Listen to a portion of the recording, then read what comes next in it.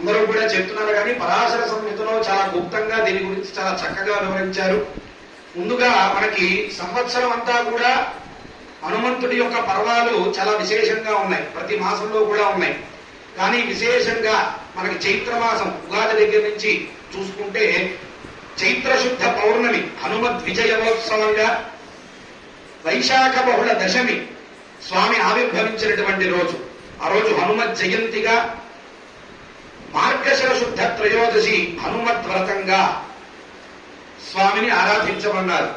పరాశర సంహితలో ఈ హనుమత్ వ్రతం గురించి మనం గమనించినట్లయితే ద్రౌపదీదేవి చేత శ్రీకృష్ణ పరమాత్మ ఈ వ్రతాన్ని ఆచరింపనట్లుగా చక్కగా ఆవిడ చేత ఆచరింపచేసి 13 సంవత్సరాలు చేసేటువంటి ఈ వ్రతాన్ని 13 మూళ్ల తోరాన్ని ఆవిడ చేత ధరింపచేస్తే అర్జునుడు ఒక వానరానికి వ్రతం ఏమిటి అని చెప్పి గర్భభంగంతో ఆ తోరాన్ని లాగితే పాండవులందరూ కూడా 13 సంవత్సరాల పాటు ఆ 13 మూళ్ల తోరాన్ని ద్రౌపదీకి చేతికి ఉన్నటువంటి తోరాన్ని అర్జునుడు తీసివేస్తే పాండవులందరూ కూడా 13 సంవత్సరాల పాటు అజ్ఞాత అరణ్యవాసాలు చేశారని పరాశర సంహిత ద్వారా మనకి తెలియబడుతూ ఉంది. రాముడు కూడా ఈ యొక్క హనుమత్ వ్రతం చేశారని ఒక కథ మనకు ఉన్నది. అటువంటి రాముడు కూడా హనుమంతుణ్ణి స్తుతించాట. ఎందుకంటే ఒక్కసారిగా ఆ సీతాన్వేషణ కోసం రాముడు వెడుతూ హనుమంతుడి రూపం చూడగానే రాముడు కూడా ఒక్కసారి అలా ఆగిపోయాట. ఎందుకంటే రాముడిని పుంసాన్మోహన రూపాయ పుణ్యశ్లోకాయ మంగళం అంటారు. అటువంటి పుంసాన్మోహన రూపుడు కూడా ఒక్కసారి ఆయన చూసి ఆగి లక్ష్మణుడితో అంటున్నట్ట, ఆయన మాట్లాడుతూ ఉంటే, చూసావా లక్ష్మణ, ఇంతటి ముగ్ధ మనోహర సుందర భాసమూర్తి మనకు ఎక్కడైనా కనిపిస్తాడా?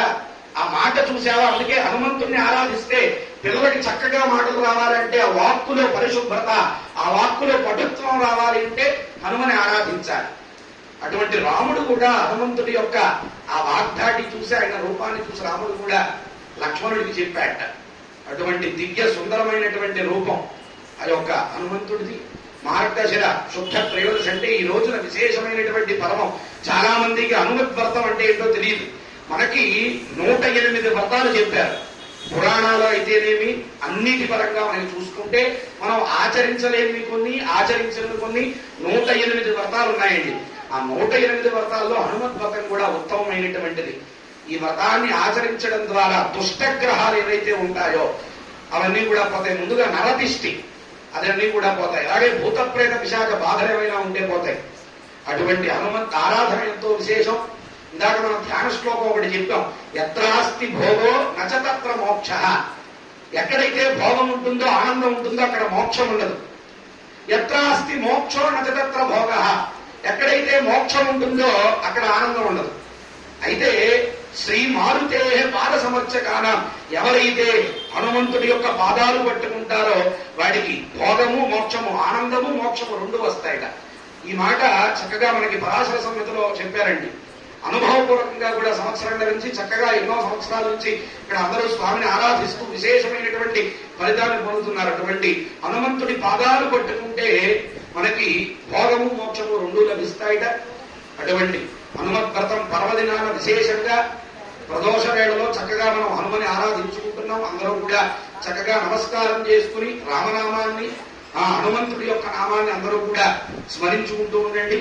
సహస్రనామం ప్రారంభమవుతుంది. మనందరం చక్కగా ఇక్కడ కూర్చొని ఈ యొక్క సహస్రనామాన్ని చూస్తున్నాము అంటే అంతా స్వామి అనుగ్రహమే. అలా అందరూ కూడా భావించి అందరూ కూడా భావన చేయండి.